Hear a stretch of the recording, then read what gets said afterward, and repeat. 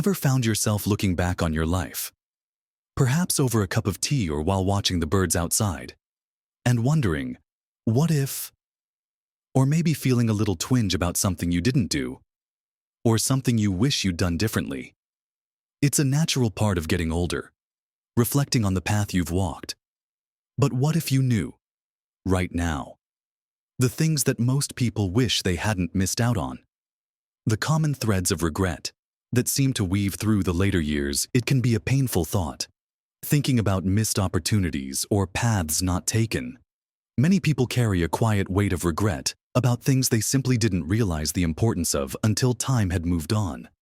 It's like standing on a hill and finally seeing the beautiful valley you rushed past years ago. But here's the powerful secret: by understanding what others regret, you gain an incredible chance to live your life differently. Starting today, it's like getting a map from the future, guiding you away from those common pitfalls. In this video, we're going to look at the top 7 regrets that seniors often express in their later years. These aren't just sad stories. They are powerful lessons, guides for us right now. We'll explore what they are and, more importantly, how you can avoid them yourself. Don't let these become your regrets. Watch to the end for something that will surprise you about the power you still hold.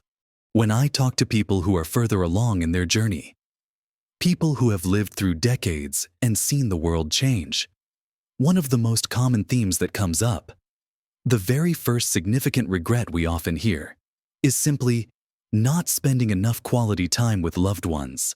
It sounds so simple, doesn't it? Family, friends, the people who matter most. We think we have all the time in the world. Life gets busy. Work takes over. Bills need paying. Responsibilities pile up. We tell ourselves we'll visit next week, call tomorrow, plan that trip next year. But next week turns into next month. Tomorrow gets pushed back. And next year suddenly feels like a lifetime away. And then, sometimes too quickly, the people we meant to spend time with are no longer here, or distance and circumstances make it harder than ever. Imagine someone looking back, maybe on their grandchildren growing up from afar, or wishing they had listened more closely to their own parents' stories while they still could. They might regret not being present for everyday moments, not just the big holidays or birthdays, but the quiet afternoons, the spontaneous phone calls just to say hello, the simple shared meals. The regret isn't usually about not taking lavish vacations together, but about the missed accumulation of small, precious times. It's the feeling that the fabric of connection wasn't woven as tightly as it could have been, because the threads weren't tended to daily. Think about the excuse, "I was too busy." How often do we use that? We're busy building careers, saving for retirement, maintaining a house, running errands, and all of those things are important. Yes. But years later, very few people on their deathbed wish they had spent more time at the office or cleaning the garage. They wish they had spent more time laughing with their spouse, playing with their kids or grandkids, sharing stories with siblings, or just sitting quietly with an old friend. So, how do we avoid this regret? It starts with recognizing that time is the most precious commodity we have, and its value isn't in how we spend it on tasks, but how we invest it in relationships. It means being intentional. Don't wait for a special occasion. Pick up the phone today and call someone you haven't spoken to in a while. Send a text message to a grandchild just to say you're thinking of them, if family is nearby. Schedule a regular, low-key get-together. Maybe it's just a weekly coffee or a walk in the park, if they're far away. Technology offers incredible ways to connect. Video calls can bring faces and voices right into your living room, making the miles feel less vast. It requires effort, absolutely. But the energy you put into nurturing these connections pays dividends that compound over time in the form of shared memories and deep bonds. Another powerful way to counteract this regret is to be fully present when you are with loved ones. Put the phone away, turn off the TV, really listen when they're talking. Share stories from your own life, your childhood, your young adult years, lessons you've learned. These stories are treasures. especially for younger generations who may not know the history that shaped your life and theirs. Create new simple traditions, even small ones. Maybe it's baking cookies together once a month, or having a standing phone call every Sunday morning. These consistent, loving interactions are the antidote to the regret of missed time. Don't assume everyone knows you care. Show them, consistently, in small and large ways. Because years from now, the memories of these shared moments, these intentional connections, will be far more valuable than anything else you could have achieved during that time. It's about prioritizing presence over presence and connection over convenience, following closely on the heels of wishing for more time with people. The second major regret frequently expressed is working too hard and missing out on life. This often goes hand in hand with the first regret, because the endless pursuit of career goals, financial security, or professional achievement often comes at the expense of personal life, health, and relationships. For many generations, there was a strong societal emphasis on hard work, often defined by long hours and climbing the ladder. The idea was to provide for the family, to build a secure future, and these are worthy goals, certainly. But the regret comes when people realize they were so focused on making a living that they forgot to make a life. Think of the person who always took on extra projects, who missed their child's school play because of a meeting, who postponed vacations year after year, who ate lunch at their desk instead of taking a break, who was always too tired after work to engage with hobbies or friends. They might have achieved significant professional success, perhaps accumulated a comfortable retirement fund. But looking back, they feel a pang of sadness for the experiences they sacrificed on the altar of work. They missed watching the sunset from a mountaintop. They weren't there for crucial moments with their children. They let friendships fade because they didn't have time for coffee or conversation. They never learned to paint or play an instrument like they always wanted. The regret isn't necessarily about the hard work itself, but about the imbalance. It's realizing that work became the only focus, overshadowing everything else that brings richness and joy to life. This is a particularly poignant regret because the years dedicated solely to work are years that can never be reclaimed. To avoid this regret now, it's about actively cultivating balance. It's about drawing boundaries between your work life and your personal life, even if you're retired or semi-retired. The principle applies to how you manage your time and energy. Are you still operating with a work-first mentality, perhaps volunteering excessively, or taking on commitments out of obligation rather than genuine interest?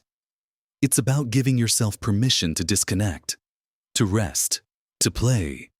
Schedule time for leisure and relationships with the same seriousness that you would schedule a doctor's appointment or a bill payment.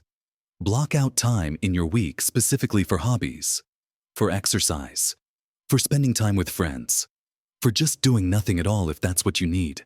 It also involves redefining what success means to you. Is it solely financial or professional achievement, or does it include the quality of your relationships, your personal well-being, the richness of your experiences, the joy you find in everyday life?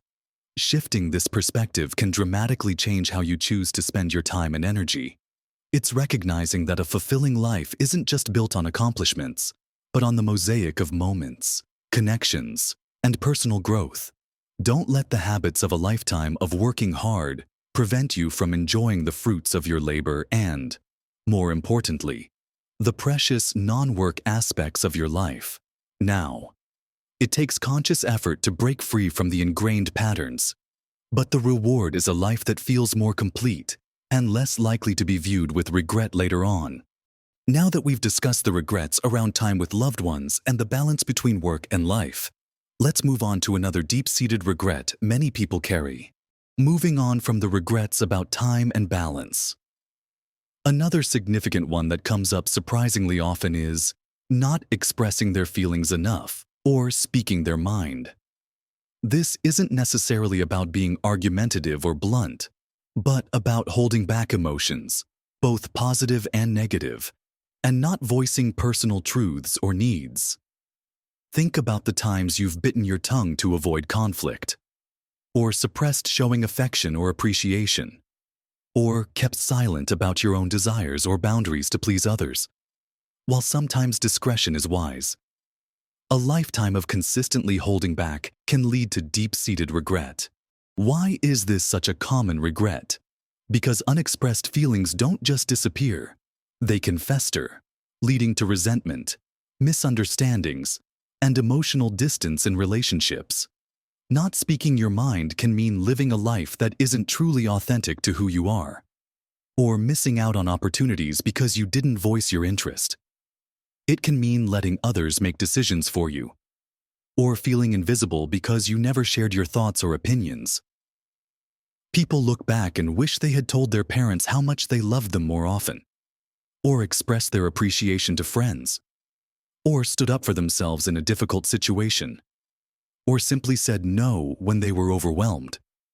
They regret the missed opportunities for deeper connection that come from vulnerability, or the quiet erosion of their own identity that happens when they constantly prioritize others' perceived feelings over their own authentic expression.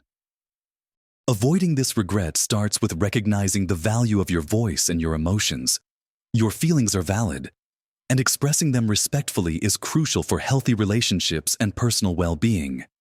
It requires courage, yes, because being open can feel risky. But the regret of silence is often heavier than the discomfort of honest communication. Start small. Practice expressing appreciation more freely. Tell your spouse, children, or friends specifically what you love or value about them. If something is bothering you, learn to address it calmly and directly, rather than letting it build up. This isn't about confrontation. It's about communication. It's about saying, "When this happens, I feel this way, and I would appreciate it if we could try this instead." Setting boundaries is also a form of speaking your mind. It's saying yes to yourself and your needs, even if it means saying no to someone else's request. It's also about sharing your inner world, your hopes, your fears, your dreams, your disappointments. Let the people you trust see the real you. This fosters genuine connection and prevents that feeling of being unknown, even by those closest to you, if you've carried old hurts. Expressing them perhaps through writing, or talking to a therapist, or carefully chosen conversations can be incredibly freeing. Holding grudges or keeping hurt locked inside is a heavy burden. Learning to express and release these feelings can prevent them from becoming a source of deep regret.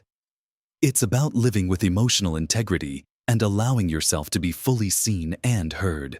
Another major regret that surfaces is not traveling or experiencing more of the world. This doesn't necessarily mean globetrotting to exotic locations, although for some, that is the regret. For others, it's simply not exploring their own country, or visiting nearby towns they always meant to see, or taking that scenic drive they always talked about. Life has a way of keeping us rooted. Responsibilities, finances, time constraints, and sometimes just plain inertia.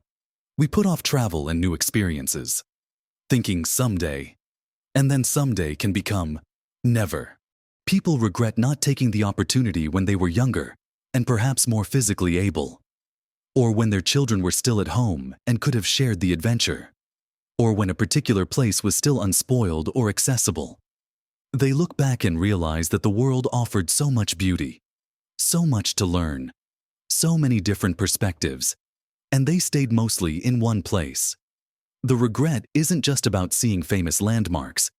It's about the sensory experiences, meeting different people, trying new foods, stepping outside of the familiar routine, and expanding one's understanding of the world and their place in it. These experiences enrich the soul in a way that material possessions rarely can. How to combat this regret now? It's about making experiences a priority. Regardless of your age or circumstances, travel might look different now than it did in your younger years. And that's okay. It doesn't have to be a transatlantic flight. It could be a road trip to a national park, a weekend visit to a historic city nearby, a train ride through scenic countryside, or even just exploring different neighborhoods in your own town. The key is the willingness to step outside your comfort zone and actively seek out new sights, sounds, and interactions. Plan simple adventures. Look for local attractions you've never visited. Explore a museum. Attend a cultural festival. Try a restaurant serving cuisine you've never had before. These are all ways to experience something new and broaden your horizons. If physical limitations are a concern, research accessible travel options or look for virtual tours and documentaries that can transport you to far-off lands from the comfort of your home. The spirit of exploration is what matters. It's about maintaining curiosity and actively seeking out novelty. Don't let fear, inertia, or the belief that it's too late prevent you from adding rich new experiences to your life story. Prioritize experiences over possessions and make a conscious effort to see and do new things. Starting today. Finally, a regret that underpins many others is not taking better care of their health sooner. This is a particularly poignant one, as physical limitations can significantly impact the ability to enjoy the later years and pursue other interests. We often take our health for granted when we are younger. Feeling invincible, we might neglect exercise, eat poorly, smoke, drink excessively, or ignore warning signs from our bodies. The consequences of these choices often don't become fully apparent until later in life, when chronic conditions develop, mobility decreases, and energy levels plummet. People regret not establishing healthy habits earlier, not listening to their doctor's advice, or not making time for preventative care. They look back and wish they had stayed active, eaten more nutritious foods, managed stress better, and prioritized sleep. They see how much easier life is for their peers who did maintain healthier lifestyles, and they feel the limitations imposed by their own past choices. This regret can be particularly heavy because it directly impacts their quality of life and their ability to do the things they now have the time for, like traveling, spending time with grandchildren, or pursuing hobbies. The good news is that it is never too late to make positive changes for your health. While you can't undo past choices, you can significantly impact your present and future well-being. Avoiding this regret now is about taking proactive steps. No matter where you're starting from, it begins with simple, consistent habits. If you're able, incorporate regular physical activity into your routine. It doesn't have to be strenuous. Walking, swimming, gentle stretching, or chair exercises can make a huge difference in maintaining mobility, strength, and energy. Find activities you enjoy so you're more likely to stick with them. Pay attention to your diet. Focus on whole, unprocessed foods, plenty of fruits, vegetables, lean protein, and healthy fats. Stay hydrated by drinking plenty of water. Small dietary changes can have a big impact on energy levels, digestion, and overall health. Don't ignore aches, pains, or unusual symptoms. Consult with your doctor. Regular checkups and preventative screenings are crucial. Manage stress through techniques like mindfulness, meditation, deep breathing, or spending time in nature. Ensure you're getting enough quality sleep, as it's vital for physical and mental restoration. Taking care of your health isn't a luxury. It's a necessity for living a full and active life in your later years. It's an investment in your future well-being and your ability to avoid many other potential regrets. It empowers you to continue engaging with the world and the people you love. Picking up from prioritizing health. Let's delve into another significant regret: not pursuing a passion or a dream. Many people reach their later years with a sense of sadness about the creative talents they didn't nurture, the skills they didn't develop, or the lifelong dreams they never chased. Perhaps they always wanted to learn a musical instrument, write a book, paint, garden seriously, build furniture, or start a small side business related to something they loved. Life's obligations, Work, family, financial pressures often push these personal passions onto the back burner, with the promise that someday there will be time. But as we've seen, someday is a fickle thing. The regret here is about the loss of personal fulfillment, the unexplored potential, the unique contribution they might have made, or simply the pure joy and engagement that comes from deeply investing in something you love for its own sake. They see others who did pursue their passions and feel a sense of envy or wistfulness for the richness that activity brought into their lives. This regret isn't about becoming famous or making money from the passion.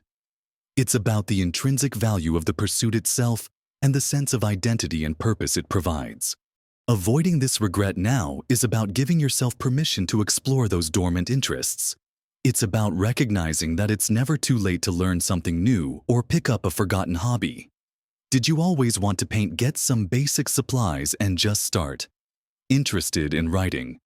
Join a local writing group or simply start journaling. Curious about playing the guitar?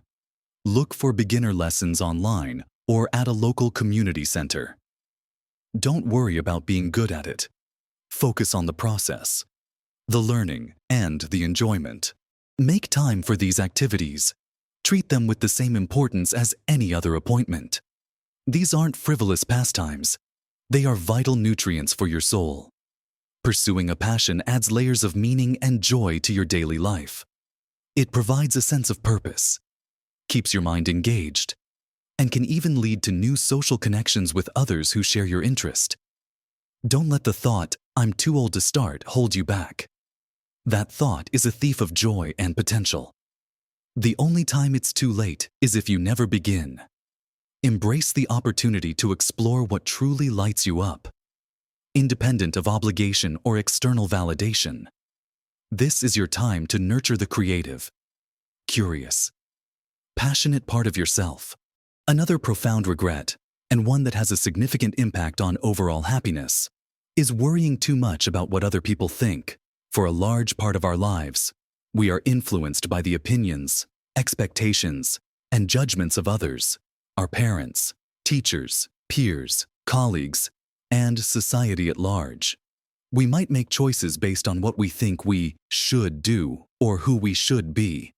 Rather than what feels right and authentic to us, we might suppress our true personality, hide our interests, or avoid pursuing certain paths because we're afraid of criticism, disapproval, or not fitting in.